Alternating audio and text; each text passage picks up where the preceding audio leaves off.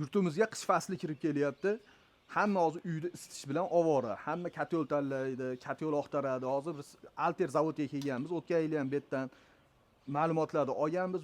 Mana kommentariyalarda ko'p savollar bo'lgan. Shu savollarga javob topish uchun Alter katyol zavodiga yetib keldik. Hozir Farruh akam o'zidan to'liq ma'lumotlarni yana olamiz. Assalomu alaykum. Assalomu alaykum. Xushkelsizlar. Charchamasdan ishlayapsizlar. Rahmat. Xo'p, bu yilgi xalqimizga nima yangiliklar bor katyol? Xo'p, birinchi o'sha aytgan masala bo'yicha aynan undan oldingi olgan videomizda juda ham ko'p savollar bo'lgan deyapsiz, kommentariyalar. Mana shu kommentariyalarga hozir to'liq savollarga javob berishga harakat qilamiz. Avvalan bitta biz hozir o'zimiz katyolimizni maqtamayapmiz. Aynan mana shu katyol tanlashdan oldin biz muxlislarimizga nimalarga ko'proq ahamiyat berish kerak, nimalarga ko'proq katyol afzallik joylariga ahamiyat berish kerak. Shu masala bo'yicha men bir qator hozir sizga yoritib beray deyapman va o'sha berilgan savollarga, kommentariyalarga javob berish. Do'stlar, bu yerda masala birinchi mana shu pult управленияda bular hammasi Polshadan biz hamkorlarimiz orqali yetkaziladi. Pult управленияmiz mana shu asosiy katyolimiz yuragi deyiladi, shu горелкасы. Shu горелкасы Polshada mamlakatdan keltiriladi. Mana shu birlik komplekt. Demak, mana shu pult управления горелкасы ichidagi komplektida va ventilyatorlari bo'ladi. Qo'shimcha mana bunaqa datchiklari. Birinchi masala mana shu pult управлениyaga ahamiyat berish kerak. Bular zavodskoy, o'zi горелкаning billa miyasi billa hamkorlikda ishlaydi. Avvalambor ko'proq miyadan tashqari va ko'proq ahamiyat bergan narsa bu metall. Metallga ahamiyat berish kerak. Men ko'rsanglar bo'ladi. Katyol tanlashda albatta birinchi metallni qalinligiga ahamiyat berish kerak. Bu yerda o'sha жаростойкий 09 GDVS degan metall ishlatamiz. Rossiyskiy metall. Aynan mana shu katyolga moslashtirilgan. Va ko'proq katyolning ichidagi shu deylik teplobmenniklariga, kolossin sistemaga va buni shakliga ham ko'proq ahamiyat berish kerak.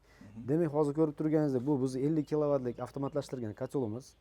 Buning ichida hozir ko'rganingizdek 5 ta teplobmennigi bor va qo'shimcha mana bunaqa turbolizatorlari bor. Turbolizator aynan nima uchun qo'yiladi? Bu ko'proq maksimal darajada o'sha issiqlikni ichida olib qolish uchun. Ko'rsangiz mana orasida mana shu topka deymiz, shu topkaning oralig'i keng bo'ladi. Bu nima uchun qilinadi? Aynan mana shu ko'mirda ishlagan hisobiga kukun chiqadi. Shu kukunni tozalash uchun osonroq bo'lishi uchun mana shu teplobmenniklar oralig'i kengroq bo'ladi. Ahamiyat bersangiz mana shuncha hammasi suv turadi. Katyolimiz yonlarida ham hamma yoqda suv turadi. Imkon qadar mana shu issiqlikni suv ichida olib qolishga maqsadda qilingan. Va yana bu yerda biz o'zimiz bozorimizni moslashtirib, дополнительно shunaqa yana kolosnikni qo'yganmiz. Bu yerda mana ko'rsangiz bo'ladi, reshotkasini. Aynan mana shunchaga qo'shimcha yana avariya holatda yoki bir katyolimizni baquvvatroq ishlash maqsadida katta g'o'la o'tin, ko'mirlar tashlab ham kaloriyasini ko'tarsa bo'ladi katyol. To есть KPDsi yana ham oshadi. Demak, 50 kilovatligimiz salkam o'sha 60 kilovatlik quvvatga ega bo'lgan holatda ishlatsa bo'ladi bu katyollar. Bu nima uchun? Bizda endi ob-havo bilib bo'lmayapti. Anomal sovuq bo'lib ketib qolgan paytda aynan mana shu katyolimiz agar quvvat yetmasa, mana shu o'rtadagi atsekdan foydalansangiz bo'ladi. Bunga albatta yana ahamiyat berishingiz kerak. Va qolaversa qolgan aksessuarlari albatta ko'pchilik bu narsa ahamiyat bermayapti, lekin mana shu aynan steklovoloknolari bular ham juda ham katta ahamiyatga ega. Eshiklar doim germetichni yopilib turishi kerak. Asosiy bu yerda katyolda yo'nalishda ko'proq shu bizni mo'rimiz hisoblanadi. Shu mo'ri aynan mana shu katyollar bular Polsha chechojlarida asosida tayyorlangan hisobiga bular mo'risi katta bo'ladi. Nimaga mo'ri katta bo'ladi? Sababi bularda chaga yaxshi bo'lishi kerak. Qancha chaga yaxshi bo'lsa, o'shuncha katyolni KPDsi ham oshadi va yoqilayotgan ko'mir sarf xarajati ham shunga bog'liq. Shuning uchun odatda bu katyollarga 6 metrdan kam bo'lmagan mo'rlar qo'yiladi. Shu chaga hisobiga. Va yana ko'proq ahamiyat berilgan narsamiz mana shu pastdagi yuragi, shu katyolimiz yuragi, mana shu горелкасы. Ahamiyat bersanglar bo'ladi. Горелкamiz chugundan tepasi bo'lgan. Bular hammasi retorni, samovращающий chashasi qilingan. Bu nima uchun qilingan?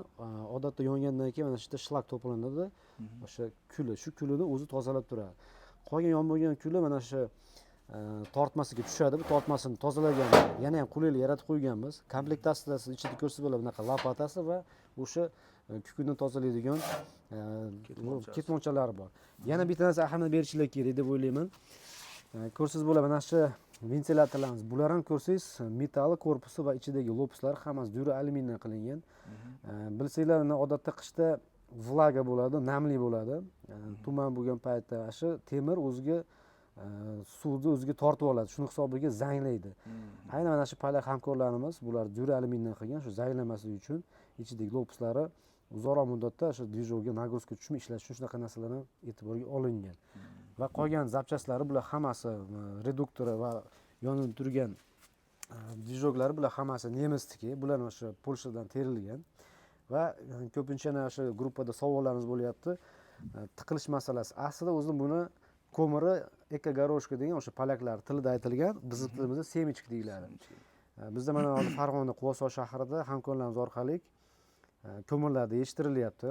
Elevatorlar qo'yilgan. U degani elab beriladi.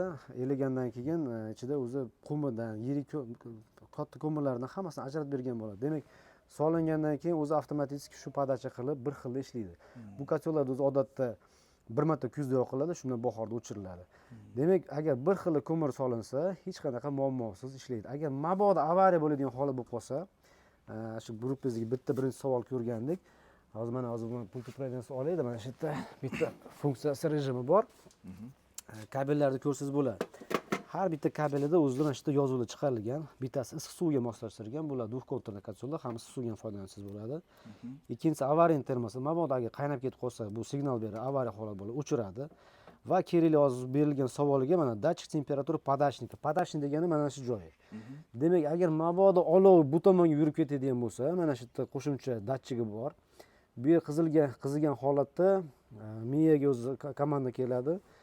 Yonib turgan ko'mirni ortiqchasini oldiga qarab chiqarib olish. Degani qo'pol qiladigan qisib chiqarib yuboradi tashqariga. Yonib turgan ko'mir chiqib ketgandan keyin avtomatik o'zbekka olov yurish to'xtaydi. Lekin bu juda ham kamdan kam bo'ladi. Juda ham kamdan kam. Shuning uchun gruppa bezopasnost bu kotellarga aynan mana shu pult upravleniya juda ham qattiq ishlangan. Va ko'rsanglar bo'ladi. Mana shu pult upravleniyamiz bizni bozorimizga moslashtirib rus interfeysi qilingan. Ko'rsanglar bo'ladi, Polsha deb yozilyapti. Polsha bozorida qilingan.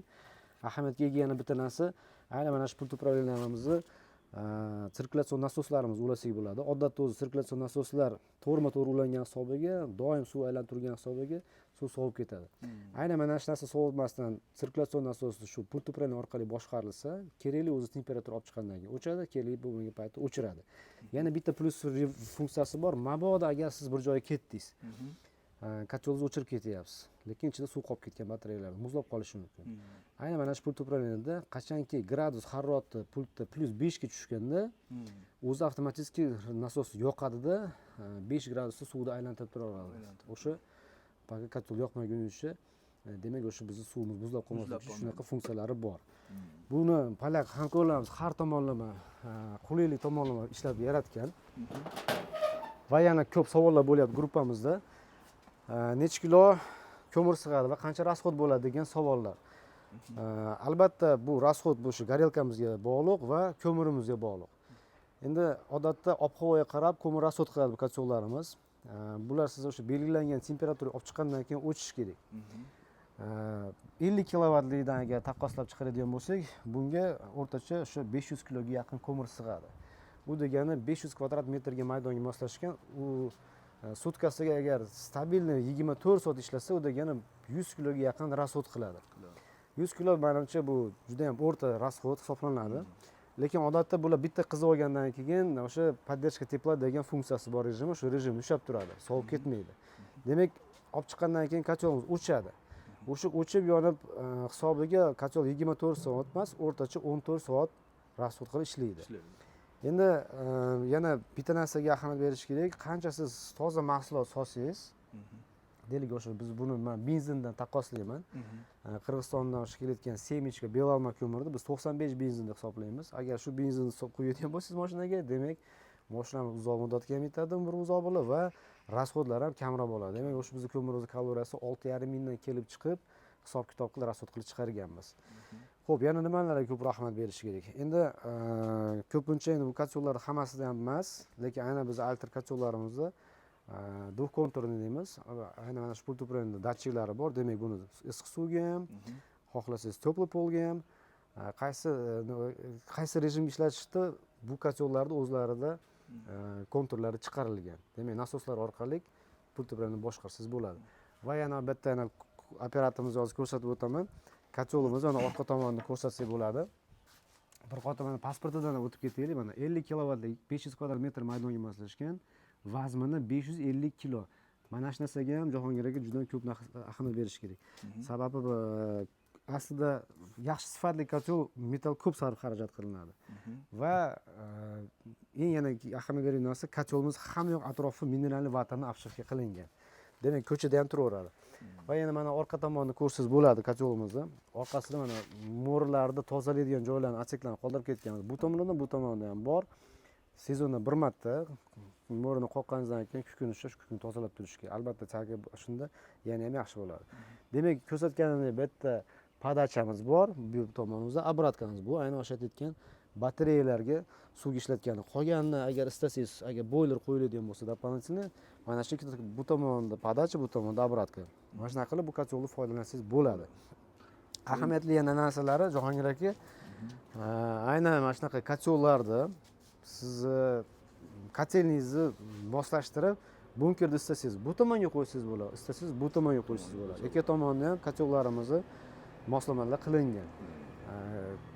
Yana qanaqadir savollar bo'lsa, albatta gruppalarda kompyuter yozsalarini yana javoblarini beramiz albatta. Adashmanglar deymiz, ko'proq kotellar tanlashdan oldin, mabodo agar shu yo'nalishda agar mutaxassislarda javob kerak bo'lsa, biz tayyormiz. Pastda mana kontaktlar qoldirsalarini javob ham beraveramiz, Jahongir aka. Ko'proq shu narsalarga ahamiyat berish kerak. Endi o bunker svet o'chib qolsa deyapti, bittasi yozyapti, bunkerdagi ko'mir yonib ketadi deyapti. Svet o'chib qolganda shunaqangi holatga olib kelishi mumkinmi? Aslo. Svet o'chsa, hisoblang, bizni pult upravleniz bular hammasi tok orqali ishlaydi. Demak, tok orqali shunaqa sistemamiz o'zi porsa ko'mir berib turadi. Agar mabodo svet o'chib qolsa, tepasidagi yonib turgan o'sha yuzasidagi garelkamizdagi cho'q o'chib qoladi. Unga agar havo bermasa, o'chadi. Havo berilmasa, demak svetimiz o'chgandan keyin butun sistema o'chadi butunlay. Bu degani juda ham xavfsiz. Juda ham xavfsiz. Bu tomonlama pala hamkorlarimiz juda ham mustahkam ishlagan gruppa bezopasnostga. Demak, svet o'chgan taqdirda hech qanday xavfli joyi yo'q. Qachonki svet yonsa, agar mabodo o'sha kotelimiz tevasida, garelkamiz tevasida turgan cho'q shu 2 soat, 2,5 soat yaxshi ko'mir bo'lsa, cho'q ushlab turiladi. Mabodo agar svet yonsa, yana yonib turib, o'sha o'zini eski yana rejimiga olib chiqib oladigan funksiyalari bor. O'zi zavodskiy nasrukasi, yana o'sha nasrukaga chiqib oladi. Endi tok rasxodini yozishyapti, yana bitta obunachimizdan tokni ko'p rasxod qilib yuboradimi? Tok rasxodini sizga hisoblab beraman, hisob kitobimiz. Demak, pult upravleniyamizga bunga tok ketadi. Bu o'rtacha 17 vatt rasxodi bor. Pult upravleniyaga ventilyatorimiz bu endi katta garelkamiz bo'lgani hisobiga ventilyator sal kattaroq bu yerda. Buni rasxodi o'rtacha 180 vatt va dvijogimiz reduktor bilan birga dvijog o'rtacha shu bir 150, shu ham 180 vattgacha rasxod. U degani salkam 500 vattgacha taxminiy rasxodi bor. U 1 kilovattdan rasxod qilmaydi degan. Agar 1 kunlik sarf xarajatini tokda agar kotelimiz sarflaydigan hisoblasak, o'rtacha bizni pulga 1,5 ming so'mga to'g'ri kelyapti. 1 kunlik svetni rasxodi agar to'la ishlasa. Lekin bizda endi ob-havomiz unaqa rossiyachalik qattiq anomal sovuqlar emas. Bizda asosan shu dekabrdan yanvarda boshida ko'proq sovuq bo'ladi. Ana shu paytda kotelimiz to'liq o'sha biz aytayotgan 70-80% rentabilностьga ishlaydi. Lekin yana tavsiya qilaman, kotel olishdan oldin biz o'sha kotel izlab yurgan yurtdoshlarimizga avvalambor kotelni tanlashdan oldin albatta bizga santexnikdan rekomendatsiya olish kerak, tavsiyalar olish kerak. Uyini hisob-kitobini ko'rish kerak. Balkim ba'zi bir odamlarda hali ham misol uchun alyuminiyda romlar qilingandir, ko'proq alyumin sovuq tortadi. Plastikka qilish kerak. Balkim biz o'zbekchilikda uylarda katta ayvonlar quriladi. Shuni hisobiga ham teplopoterik katta bo'ladi. Shuning uchun biz odatda mijozlarimizga deylik misol 200 kvadratli joyga kattaroq bir 250 kvadrat zapasi bilan hisoblab kotelni qo'ying. 15-20% kattaroq kotel qo'yilsa, hech qanday ziyoni yo'q. Qancha katta kotel bo'lsa, siz belgilangan temperaturaga normativ bo'lsa, tezroq chiqib beradi. Shu yerda farqligi. Misol uchun mana shu 50 kilovatligimizni quvvat yetmasa, biz mana aytayotganimiz doполнительно g'ula o'tini yoki bilan tashlab kilovatni ko'taramiz deyapmiz. Xuddi shu singari unaqa qilmasligi uchun kattaroq agar kotel qo'yilsa, unda kotel qiynalmay ishlaydi. 50% rentabilностьga ishlaydi. Demak, o'shunda rasxod sarf ham kamayadi va o'ziga o'sha qulaylik sharoit yaratamiz. Endi bundan tashqari, bundan ham videolarda olgansizlar, narximiz sal pastroq. Yana ham o'sha odamlarga jaydari kotel, pol avtomat kotellarimiz ham mavjud. Uni ham bir qator ko'rsatib ketsam bo'ladi. bularda farqligi, bularda bunker yo'q. Bular bunker o'zini ichida. Lekin bular ham o'sha aytganimdek 6 listaldan qilinadi. Hamma mineralniy vatamni obshivka qilinadi. Bularning pultopralinlari bor albatta. Bularda ventilyatori bo'ladi. Farqligi bir sutkada bir marta zapravka qiladigan kotel. Demak, buning ichiga ko'mir solib qo'yasiz. Tepadan pastga qarab yonib tugaydi bu. Qolgan tagidagi shlaklarni pastdagi eshikdan kuldonni tozalab olinadi. Mana ochiqcha eshikchasi bor. Qolib ketgan shlaklari hammasi ashdan tozalanadi. Buni ham lopatalari, ko'raklari komplektatsiyasida bor. Yana qayta yopasizda. Yangi porsiya ko'mirni zagruzka qilib, tepasini cho'q qilib, tepadan pastga qarab yonadi. Buni ham mana bir marta tilini chuvib olguncha buni farqligi bundan ozgina shu pultopralinalari soddaroq, bizni bozorga moslashgan. Ishlatish juda ham oson. Endi bu ko'proq bizda uyda doim odam bo'lsa agar bir sutkada bir marta zapravka qilganda shunaqa bir sharoitdan kelib chiqqan joylarga tasviya qilamiz. Endi kattaroq joylar bo'lsa yoki obyektlarda endi ko'proq rasxod qiladigan doim odam uyda o'tirmaydigan joyga bunkerlik o'sha avtomat kotseldan tasviya qilamiz. Lekin buni farqi bu ko'mir tanlamaydi. Bunga mayda, hoka, o'tin, tapni nima tashlasangiz yonaveradi. Bitta shu tomonlama jaydari kotsellarimiz hali ko'proq bozori shunga qaraydi. Tushunarli. O mineralniy vatta tashqariga issiqni chiqarmaydi. Yosh bolalardan xavfsiz kelib bemalol. To'ppa-to'g'ri. Xuddi shunday kuyib netmaydi. Bu ko'chada ham turaveradi. Aslida bitta navesdagi qo'yib qo'ysangiz issiqlikni ancha-muncha narsa yo'qotmaydi va buni orqasida mana shunaqa kul tozalaydigan joylari ham bor. Buni bir oyda bir marta yoki 1-2 haftada bir marta mana shunaqa tozalaydigan otseki bor. Buni ham ko'rsangiz ahamiyat bersa mana shunaqa kitob varianti teploobmenniklari bor. Bu 12 kilovatlik kotelimiz. 12 kilovatligimiz o'sha o'rtacha 90-100 kvadrat maydonga moslashgan. Qolgan kotellarimizga ahamiyat bersanglar bo'ladi. Katta kotellarimiz bor. Ular kattaygan sari mana shu yerdagi teploobmenniklar qo'shilaveradi. Bundan oldin aytgan o'tganimizdek yonish yuzasi o'sha kvadraturasiga qarab teploobmenniklar qo'shiladi. Xo'p, endi narxlarni bir tanishtirsak, mana shu 12 kilovatligimiz 100 kvadratga moslashgan. Buni narxi qancha? Buni hozir biz to'g'risi ozgina narxini tushirib qo'ydik. Ilgari o'zi 10,5 million sotgandik. Bu yil 9,5 million narxi berdik. Endi sababini tushuntirib o'taman. Ozgina dollar narxlar tushganiga metallimiz ham narxi ozgina tushgan. Shuning hisobiga odamlarga qiyinchilik bo'lmasligi uchun shu narxini ham tushirdik. Mana shu 12 kilovatlikdan 16 kilovatlarda hozir bunday aytganda aksiya qilayotgan desak ham bo'ladi. Narxlarimiz 9,5 million 12 kilovatliklarga qilib beryapmiz va 16 kilovatlik o'sha 140 150 kvadrat metr maydonga moslashgan kotelarimizga bular narxi 10,5 million qilib beryapmiz. 10,5 million. Bundan tashqari katta kotelalarimiz ham bor. Bular 50 kilovatlik, 75 kilovatlik kvadraturaga qarab mijozlarimiz agar buyurtma bersa chiqarib berilaveradi. Endi farqini men sizga tushuntirib berdim. Bular eng yaxshi o'sha bizni bozorimizga yana tuman rayonlarga qo'yiladigan bo'lsa, svetochilgan joylar bo'lsa, mana shu narsani tavsiya qilamiz. Lekin bitta ozgina endi men buni oldin aytib o'tib qo'yishim kerak. Buni xavfsiz deyman, lekin umri uzoq bo'lishi uchun kotellar albatta aynan mana shu pul avtomat kotellarimizga UPS yoki invertor 1 kilovatlik qo'yish kerak. Bu tavsiya. Sababi bularga бесперебойный питание agar bo'lsa, demak ana shu biz aytayotgan mexanizmi, pult управленияsi, ventilyatorlar va qo'shimcha sirkulyatsiya nasoslar ishlab turishi kerak. Ozgina shu yerda xavfliroq joy borki, qachonki shu yonish yuzasi to'la yonib bo'lganda boshida agar sirkulyatsion nasos sistema suv o'chib qolsa, kotel ichida suv ichishni boshlaydi. Albatta bunda ham gruppa безопасностьlar bor. Qo'yganmiz. Bu yerda misol mabodoga qaynab ketgan taqdirda ham mana shu gruppa безопасностьni soldatchilar turib ko'rsangiz bo'ladi. Shu soldatchilardan chiqqan issiq suv pari chiqib ketadi. Yana bitta narsa ahamiyat berish kerak. Bu kotellarimizni ko'rsangiz bo'ladi. Duh konturni bulardan ham istasangiz to'pli polga, xohlasangiz hammomga issiq suvga boiler orqali foydalansangiz bo'ladi. Bulardan ham shunaqa narsalar qo'shimcha chiqarilgan. Bularga ham xuddi shunday 10 yil garantiya beramiz. Metalliga, ishlash konstruksiyasiga, qolgan pult upravleniya o'sha qo'shimcha ventilyatorlariga bularga 2 yil kafolati bor, servisi bor. Respublika bo'ylab. Agar mabodo bizda hozir mijozlarimiz ko'proq sheriklar qo'shib mijozlar olib kelinsa, misol uchun mana 7 ta mijoz olib kelsangiz, sizga mana shunaqa bitta 12 kilovatdan bitta podarka qilib beramiz. Sovg'asi bor. Zo'r. Xo'p, hurmatli obunachilar, qo'ldan kelgancha sizlarga ma'lumotni berishga harakat qildik. Yana bu yerda ozgina savol bo'lyapti. To'lov turlari haqida. Variantga ham allaqa muddatli to'lov, через uzun shunaqa olsa bo'ladimi degan savol ham bo'ldi. Aynan mana shu savolingiz bo'yicha juda ham qattiq ishlayapmiz. Banklar bilan hamkorliklarda. Biz endi aynan o'zini sal оборотlarimiz endi kuchayotgan hisobiga biz hali variantga darajaga hali erishganmiz, lekin keyingi yildan albatta shuni foizsiz to'lov muddati 6 oylik yo 8 oylik muddatga to'lov shu programmani hozir yo'lga qo'yyapmiz. Albatta bu narsa keyingi yildan ishlaydi.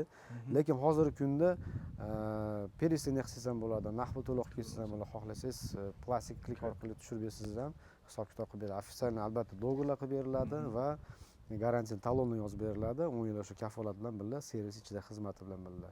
Hammasi hujjatlar orqali yetkazib beriladi. Bu asosan katta katyollarning maktab, bog'cha shunaqa joylarga mo'ljallangan. Mo'ljallangan, ha. Hozir yana bir qator kattaroq obyektlarga yana qo'shimcha katyollar ishlab chiqarganmiz. Hozir buyurtmalar bor. Endi aynan bugun 1-oktyabr, bugun bayram bo'lgani uchun hozir shu отгрузкаlarni to'xtatib turibmiz. Aynan sizlarni ataylar shu kunga chaqirdik. Bemalolchilik mana shu video obzorlar qilib, shu muxlislarga, biz shu aynan mana shu katyollar qiziqib turgan yurtdoshlarimizga katyollarda sotib olishdan oldin ko'proq nimalarga ahamiyat berish kerak. Mana shu narsalarni endi bir qator sizlar yurtdoshlarga yoritib bersalaring ham boshimiz osmonga yetgan bo'lardi. Hozir ko'rib turganingizdek, bular hozir 150 kilovatlik. Yo'q, bunisi 50 kilovatlik. Mana 150 kilovatdan aynan shu biz katta obyektlarga, bog'cha, banisa, teplitsalarga ham juda ham ko'p sarf xarajat qiladigan joylarga bu juda ham qulay. Buning ichiga salkam 700 kiloga yaqin ko'mir sig'adi. Bu 1,5 kvadrat metrga maydonga moslashgan. Bu katyolarimizda ham o'sha zavodskiy o'zimizni горелкаlar qo'yilgan, Polshaniki. Bulardan ko'rsangiz bo'ladi, teplobmenniklarini hammasi 6 listaldan qilingan, qo'shimcha turbolizatorlar qo'yilgan. Mana nimasi bu degan savol bo'lsa, Jahongir aka buni tushuntirib beraman. Aynan mana shu narsa bu deflektor deymiz biz tilda. Deflektor mana shu turbolizatorlarga ilib qo'yiladi. Olov pastdan urib beriladi. Garelka ishlagan paytda olov shu yerga urilganda olovni yoyib beradi. Aynan mana shu keramika bu issiqqa chidamli material, ancha-muncha narsaga bu sifat buzilmaydi. Bu долговечный desa ham bo'ladi. Olov shu yerga urilganda yoyib beradi. Aynan mana shu turbamizga olov minimal darajada tegish uchun. Yana ham o'sha turbalar imkon qadar umri uzoq bo'lishi shunaqa narsalar moslashtirilgan. Va yana bu hali undan aytish esdan chiqdi, ko'rib turganingizdek mana shu teplobmenniklar, shotkalari, turbalari bular hammasi 3.7 lik choksiz turbalardan qilingan. Bu yanada ham umri uzoq bo'lishi uchun shu katyollar. Shuning uchun boshqa katyollarga nisbatan narximiz ozgina balandroq. Endi ko'pchilik sifatli narsa izlaydigan bo'lsa, mana shu narsani men tavsiya qilaveraman. Katta obyektlarga bu juda ham ideal variant deb gapiriladi. Endi hozir yana bitta savolingizga oldin hali variantga bo'ladimi? Hozir bizda ko'p qarorlar chiqib ketdi prezidentimiz tomonidan. Mana shunaqa hozir lьготный kreditlar chiqdi. Kreditdan qanaqa lizing asosida. Shu lizing asosida 19 ta bankka ruxsat berilgan. Aynan mana shu bizning katyollarimiz ro'yxatda bor. Agar qiziqarli bo'lsa, bu masalalar bo'yicha ham aloqaga chiqsalar, biz bir qator yana mana shu bo'yicha bir batafsil ma'lumotlar bera olamiz. Jahongir aka, bu 150 kilovatdan tashqari yana kattaroq katyollar qila olamiz. Imkoniyatimiz bor. Avtomatmi, xohlasa pol avtomatmi? Pol avtomatlar ham bular ham mana 75 yillar juda ham zo'r o'zini rekomendatsiya qilgan. Bular juda ham sinovdan ko'p o'tgan. Bularni ishlatish juda ham sodda, unaqa bir murakkab narsa yo'q. Bu 75 kilovatlik katyollarimiz o'rtacha rasxodi 130-140 kiloga yaqin rasxod qiladi bir sutkada chillada, eng qattiq sovuq kunlari. Bular ham hammasi 6 listaldan qilinadi. Pult upravleniyamiz Irid degan o'sha sensorni pult upravleniya qo'yilgan. Bundan juda ham ko'p mnogo funksionalli. Agar buni tilini tushunib olsangiz, maza qilib ishlatasiz. Mana shu qo'ldan kelgancha endi bir qator yoritib berdik. Nimalar ko'proq ahamiyat berishdi. Jahongir aka, endi qolgan savollarni endi muxlislarimizdan shu obunachilardan yana savollar bo'lsa, yana albatta olib kelamiz. Yana hozir qo'limizdan kelgan savollarga javobni oldik. Hurmatli obunachilar, videomiz yoqqan bo'lsa, bitta like bosib, kommentariyada o'z fikringizni yozib qo'yasiz. Yana nima deyish mumkin? Alternativa doim bor, lekin tanlov o'zlaringizda. Pastda raqamlar qoldirdik, bemalol aloqaga chiqishlaringiz mumkin. E'tiboringiz uchun rahmat. Sog' bo'linglar.